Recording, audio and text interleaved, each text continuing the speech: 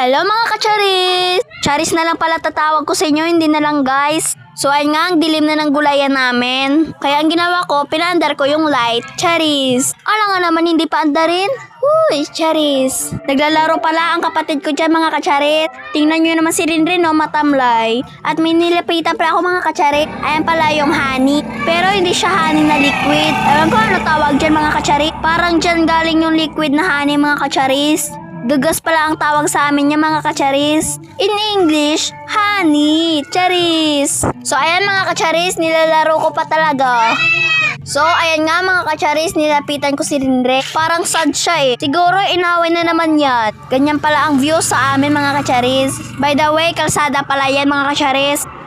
Nahihirapan nga si Charis nyo mag voice over kasi ba naman yung bahay namin malapit sa kalsada eh. Wala tayong masisisi dyan mga kacharis. Umuwi na lang pala si Rinrin mga kacharis. So nakita ko pala yung kapatid ko may tinapay kaya humingi ako. Magbabayad pala si mama ng car bank mga kacharis. Kaya sumama ako. Ayaw nga sana ako pasamahin ni mama dyan mga kacharis. Kaso gusto ko eh para mabidyoan. Charis! So nagpapag-cute lang pala kami dyan ng kapatid ko mga kacharis.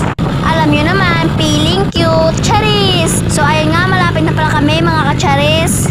Alam nyo mga kacharis, ang gaganda ng mga bahay nila dito. Papunta na pala kami sa bahay ng binabayaran ni mama ng card bank. By the way pala mga kacharis, nag-speed number 2 na pala ako dyan. So ayan, on the way na pala kami sa bahay ng binabayaran ni mama ng card bank. Tingnan nyo naman yung mga bahay dyan, oh, may mga gate. Magkakaroon din kami niyan. Uy, charis!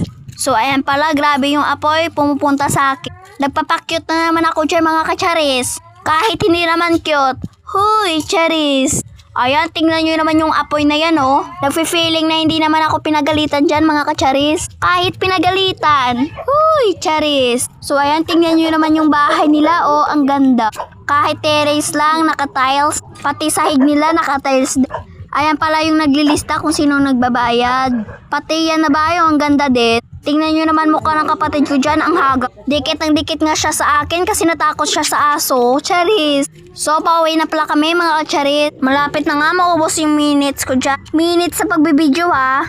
Huy, charis! Ayan na naman, dadaanan ulit namin yung apoy na yan. Ayan, tingnan nyo naman yung apoy oh. Sobrang pait pala ng apoy dyan mga kacharis. Dyan nakalagay yan eh. Huy, charis! So ayun nga mga kacharis, malapit na pala kami sa kalsada. Sa kalsada na talaga yan mga kacharis. So hanggang dito lang pala yung video mga kacharis. Bago ang lahat mga kacharis, huwag kalimutan mag-subscribe and like. So hanggang dito na lang talaga mga kacharis. Bye bye! Thanks for watching!